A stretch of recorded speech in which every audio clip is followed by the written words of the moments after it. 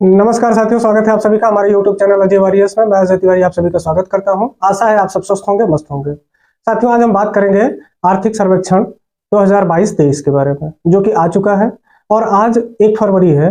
तो आज लोकसभा में बजट भी पेश किया जा रहा है माननीय वित्त मंत्री निर्मला सीतारमण जी द्वारा। तो साथियों, जानेंगे हम आज आर्थिक सर्वेक्षण के बारे में। कुछ 7-8 पॉइंट हैं जिनको जो परीक्षा की दृष्टि से बहुत ही महत्वपूर्ण है, उनको एकदम आसान सरल भाषा में आप सबको समझाने का प्रयास करूंगा और आशा है आप सब इत्मीनान से धैर्यपूर्वक समझेंगे, सुनेंगे। साथियों, यही जो 7-8 पॉइंट हैं आर्थिक सर्वेक्षण के, जो हर परीक्षाओं में पूछे जाते हैं। आप चाहे किसी भी एग्जाम की तैयारी कर रहे हो, अगर करंट आया आर्थिक सर्वेक्षण से तो इन्हीं 7-8 पॉइंट में से आपके क्वेश्चन बनते हैं। तो बहुत ही इंपॉर्टेंट टॉपिक है जिस पर हम आज चर्चा करने चल रहे हैं और आप सब आशा है कि इत्मीनान से धैर्यपूर्वक सुनेंगे, समझेंगे। साथियों, जैसा कि आर्थिक सर्वेक्षण क्या होता है, आर्थिक सर्वेक्षण थोड़ा सा इस पे चर्चा कर लेते हैं। तो मित्रों, एकदम सरल भाषा में अगर हम आपको समझाने का प्रयास करें तो आर्थिक सर्वेक्षण वो होता है जो पिछले एक वित्तीय वर्ष का लेखा जोखा सरकार आर्थिक सर्वेक्षण के रूप में बजट से पहले देती है कि उसने पिछले वित्तीय वर्ष में किस मद में कितने पैसे खर्च किए, किन किन मद पे काम हुआ और क्या उसका रिस्पॉन्स रहा। इन सारी डिटेल्स को आर्थिक सर्वेक्षण कहते हैं, जो कि बजट से पूर्व पेश किया जाता है। और वित्तीय वर्ष क्या होता है? तो वित्तीय वर्ष 1 अप्रैल से लेकर 31 मार्च के बीच का जो फाइनेंशियल ईयर होता है उसको हम वित्तीय वर्ष कहते हैं। अब आर्थिक सर्वेक्षण की बात करते हैं। आर्थिक सर्वेक्षण 22-23 क्यों कहा जा रहा है? क्योंकि 2022 अप्रैल से लेके और 2023 ये इस साल मतलब फरवरी, ये आज 1 फरवरी लग गया, आज तक जो सरकार ने काम किया, मतलब अप्रैल 2022 से लेके फरवरी तक आज तक जो भी काम हुए सरकार द्वारा, वो सब इसमें इंक्लूड हुए रहते हैं। किन किन चीजों पर काम हुआ, कौन कौन से मद में काम हुआ, किस पर कितना खर्च किया गया, किससे कितना बेनिफिट हुआ, ये सारी चीजों का उस पर विवरण होता है। उसी को हम आर्थिक सर्वेक्षण कहते हैं।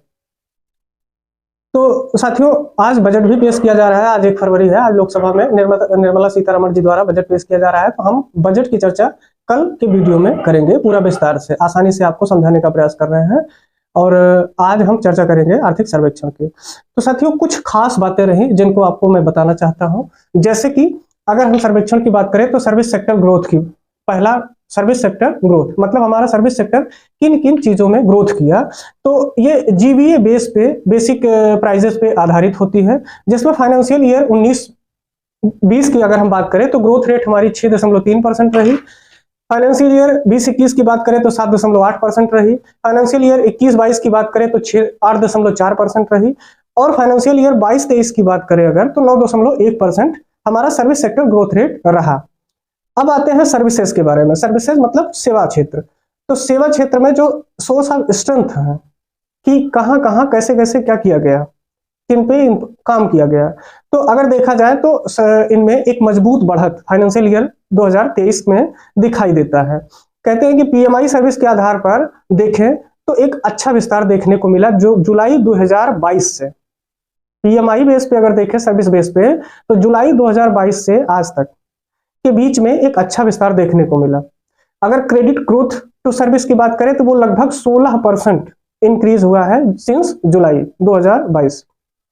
फाइनेंशियल सर्विसेज में सुधार के लिए लगभग 75 नए डिजिटल बैंकिंग यूनिट्स की स्थापना की गई। भारतीय ई कॉमर्स मार्केट अगले 2027 तक लगभग 2/3 मार्केट को कैप्चर करेगी। उसमें से फैशन होगा, ग्रोसरी होंगी और जनरल होंगे। इनके 2/3 मार्केट पर कब्जा करेगी भारतीय ई कॉमर्स मार्केट अगले 2027 तक। अब बात करते हैं जीडीपी ग्रोथ रेट की। तो कांस्टेंट बेस पे अगर हम देखें, कांस्टेंट प्राइस पर अगर हम देखें जीडीपी ग्रोथ रेट, तो फाइनेंशियल ईयर 19-20 में ग्रोथ रेट 3.7% थी। फाइनेंशियल ईयर 20-21 में -6.7% रही, क्योंकि कोविड का ये पीरियड था। फिर फाइनेंशियल ईयर अगर हम 21-22 की बात करें तो 8.7% रही। कोविड के बाद थोड़ा सा जब मार्केट ओपन हुआ तो ग्रोथ रेट जीडीपी की इंक्रीज हुई थी, काफी अच्छी थी, 8.7%। फाइनेंशियल ईयर 22-23 की बात करें तो 7% रहने का अनुमान है ग्रोथ रेट। फाइनेंशियल ईयर 23-24 की बात करें तो ये घटकर 6 से 6.8% तक रहने का अनुमान है। अब हम बात करते हैं lifting potential growth with physical and digital digital infrastructure के बारे में, तो पीएम गति शक्ति नेशनल मास्टर प्लान, जिसके बारे में आप सब सुने होंगे, बहुत ही अच्छा काम कर रहा है। गुड्स और पब्लिक के बीच के काफी आवाजाही के लिए बहुत ही प्रभावी कारक सिद्ध हुआ है। उसके बाद हम बात करते हैं डिजिटल मीडियम से, तो यूपीआई ने एक मुकाम हासिल किया है।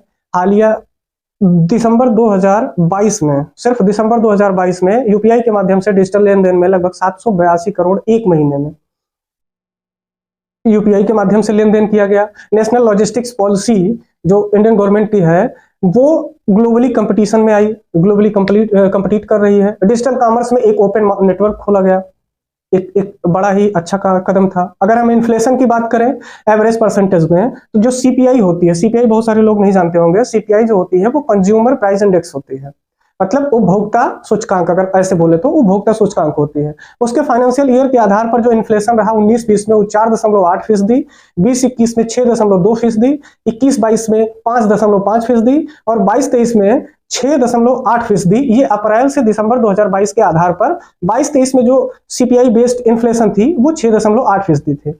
अगर हम WPI के अकॉर्डिंग देखें, होल प्राइस इंडेक्स के अकॉर्डिंग देखें, तो फाइनेंशियल ईयर 19-20 में जो इन्फ्लेशन था वो 1.7%, 20-21 में 1.3%, 21-22 जो कोविड का दौरान था उसमें लगभग 13% WPI इन्फ्लेशन बढ़ा था, लगभग 13% रही।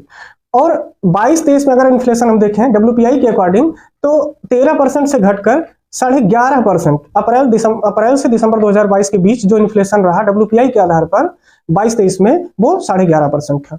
अगर हम सोशल इंफ्रास्ट्रक्चर एंड एम्प्लॉयमेंट की बात करें, तो सरकार का कहना है कि IIT, IIM और ट्रिपल ITs की संख्या बढ़ाई गई है। लोगों को एक बेहतर जीवन, एक अच्छा जीवन जीने के लिए सरकार ने अपना खर्च भी बढ़ाया है, और अर्बन एम्प्लॉयमेंट इंक्रीज किया गया है।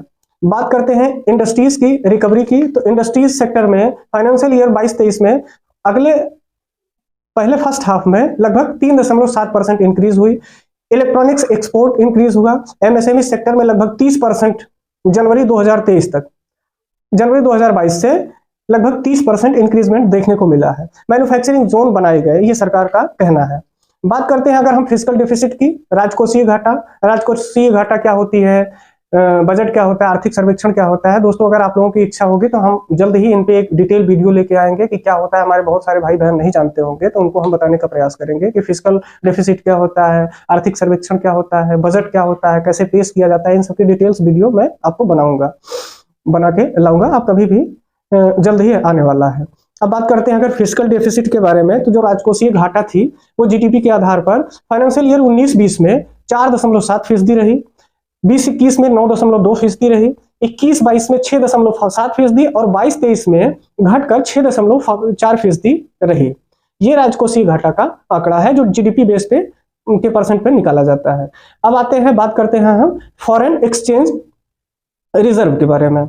तो फॉरेन एक्सचेंज रिजर्व जो होता है वो US डॉलर के रूप में दिखाया जाता है कि कितने बिलियन US डॉलर आपका फॉरेन रिजर्व है। फॉरेन रिजर्व बहुत ही महत्वपूर्ण होता है किसी भी देश के इकोनॉमी को बताने के लिए कि उसकी इकोनॉमिक स्थिति, इकोनॉमिकल सिचुएशन कैसी है, ये बहुत ही इंपॉर्टेंट होता है। तो फाइनेंशियल ईयर में अगर हम बात करें 19-20 की, तो लगभग 478 US बिलियन डॉलर था। वहीं 20-21 की बात करें तो 577 बिलियन डॉलर था। 21-22 की बात करें तो 607 बिलियन डॉलर था। और 22-23 की बात करें तो घटकर 563 बिलियन डॉलर, ये दिसंबर 2022 तक की है। मतलब फॉरेन एक्सचेंज रिजर्व जो है वित्तीय वर्ष 22-23 में 563 बिलियन US डॉलर, ये दिसंबर 2022 की स्थिति के अनुसार भारत का exchange reserve, foreign exchange reserve है। और कहा जाता है कि इस टाइम पे India 7th largest service provider या एक्सपोर्टर इन द वर्ल्ड, 7वें स्थान पर है। साथियों, आज का आर्थिक सर्वेक्षण, दोस्तों ये जो 7-8 पॉइंट मैंने बताए, ये सारे के सारे एग्जाम में यहीं से आते हैं। बाकी आर्थिक सर्वेक्षण आपको बहुत पढ़ने की जरूरत नहीं है। आशा है आप सब एकदम अच्छे से सुने होंगे और सबसे आसान भाषा में, और हम वही बताएं जो आपके एग्जाम के ओरिएंटेड है। तो धन्यवाद आप सभी का। हमारे जो भाई बहन हमको देख रहे हैं, हमारी मेहनत पर यह है कि आप लोगों की सफलता और हम अपना काम करते रहें। आप लोगों से हमको सपोर्ट चाहिए, हम हमारा सपोर्ट करें, चैनल का सपोर्ट करें। अजय वॉरियर्स और ज़्यादा से ज़्यादा शेयर करें। साथियों, हमारा चैनल जरूर नया है, लेकिन कंटेंट में आपको कहीं से भी कोई भी समझौता देखने को नहीं मिलेगा और ना ही आपको कोई फेक जानकारी दी जाएगी। धन्यवाद।